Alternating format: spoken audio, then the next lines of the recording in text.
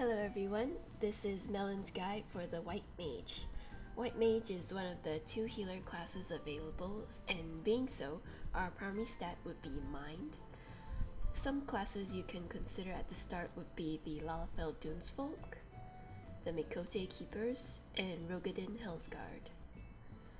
Next, another important stat would be Determination, which affects how much you heal for. Healing magic potency affects the amount of HP you restore. Spell speed is another stat, but now the returns for spell speed is not that great, so we're foregoing that. And critical hit rate, which is mainly for scholars. And also magic damage. One magic damage gives much more stat output compared to one mind, so this is very important.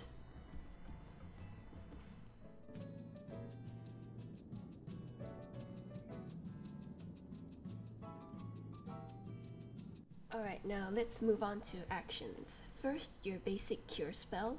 You'll be spamming this a lot, and there is an added chance that your next cure 2 will be free and the proc will show up on your buffs right there.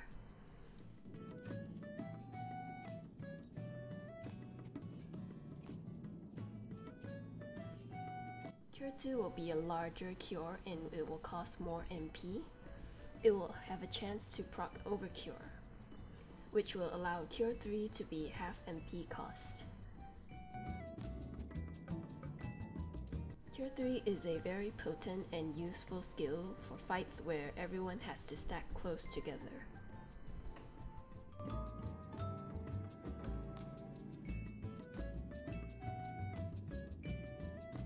Now for your AoE heals. Medica is your widespread group heal, hits a larger range than Cure 3. And Medica 2 heals for lesser, but casts a regen effect over 30 seconds. Depending on the fight, you want to gauge which one to use, but be mindful of the threat generated by Medica 2.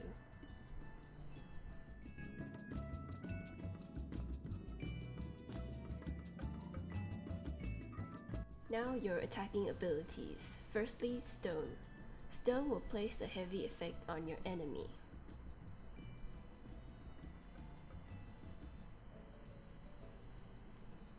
Stone 2 deals more damage, costs more mana as well. This is your main attacking ability. We also have our dots, Arrow and Arrow 2. Arrow 2 has a cast time, but it is more potent. Next, Fluid Aura, a very useful knockback skill on monsters, but hardly bosses. I usually use it for instant damage.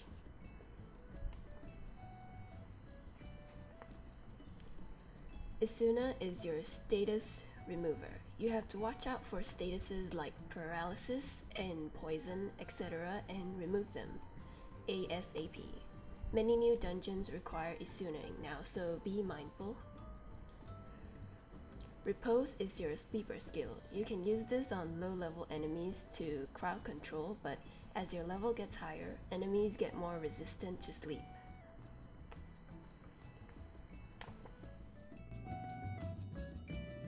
Shroud of Saints is your Holy Grail ability. This reduces your threat and regens your mana for 15 seconds. If you know the fight well enough that you won't have enmity issues, pop Shroud at 70% of your mana pool so that you won't run into mana issues later on.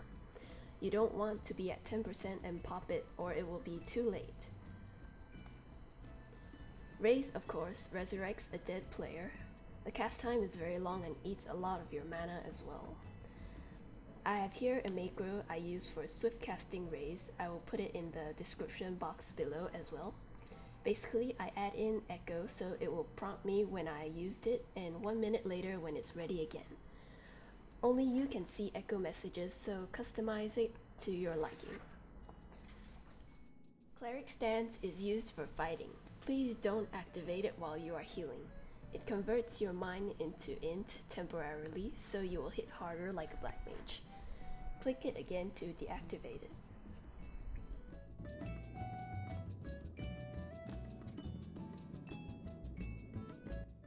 For buffs, you have Protect, which increases physical and magical defense for party members, so be sure to cast it before every fight. Stone Skin is a barrier that absorbs 18% of target's HP before taking any damage. If a scholar has put Adloquim on, Adlo will absorb damage first before Stone Skin. So always, before every start of the battle, cast Protect, and if you are free, Stone Skin, Stone Skin, Stone Skin. Next, moving on to job skills which can be obtained from your class trainer at Camp Tranquil. Presence of Mind speeds up your cast time for a short duration.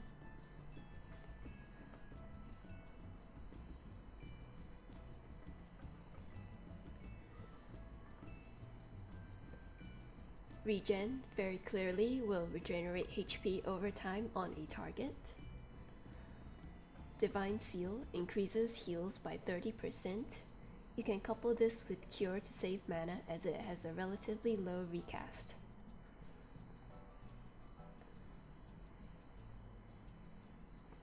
Holy, your Stunning Stunner AoE attack. After 3 turns, your enemies will be stun resistant, so be ready to heal after that.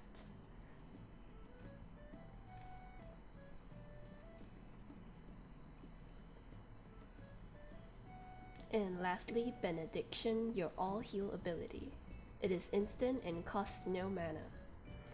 Time your Benediction well as it has a animation before it hits.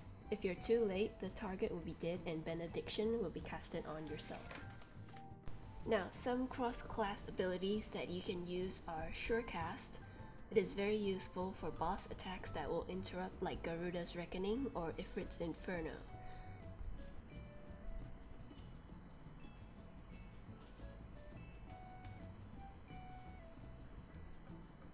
Next, Blizzard 2 is your binding ability. I think they replaced Thunder for this for PvP purposes. And Swiftcast, a must-get skill. If you're not using it for raise, you can use it for heals or Stone Skin. From the Arcanist book, there's Virus. Can be applied onto monsters to reduce strength and dex. Eye for an Eye, to lessen the damage taken by target.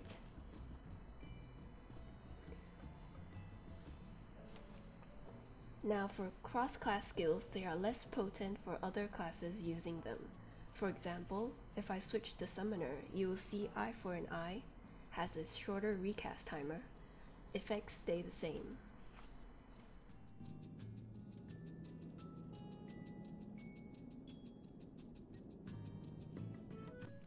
For Virus, it reduces strength, dex, int, and mind of the target rather than just strength and dex. Now I'll switch to my Pugilist. And you can see if another class uses Protect, it will only grant physical damage, not magical damage.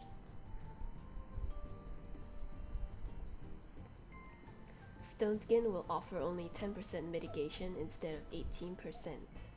This is why you, as the White Mage, have to be the one to buff the party.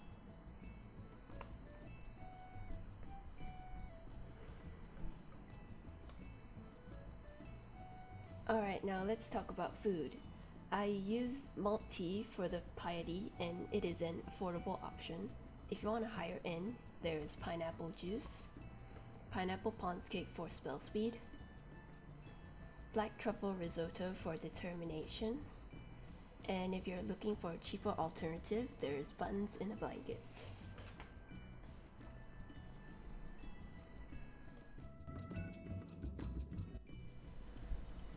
Now, I have 2 things to share with you. First, you may have noticed the bar on top of my left interface. I place my procs and essential skills there so I can see when it's up. As I'm usually looking at the party list, this helps me to see better. Secondly, when you enter an instance, your party list is in disarray. What you can do is press O for the party list and shift your tanks up to the top so that you can heal easier.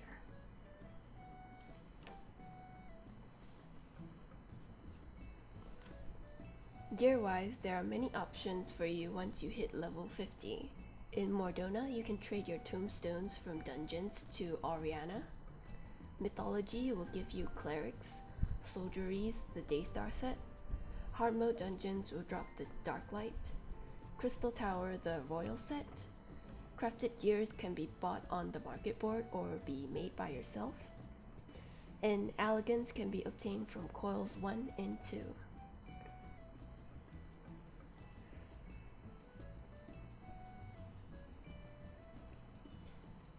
After you hit level 50, go to Vesper Bay for your relic weapon quest.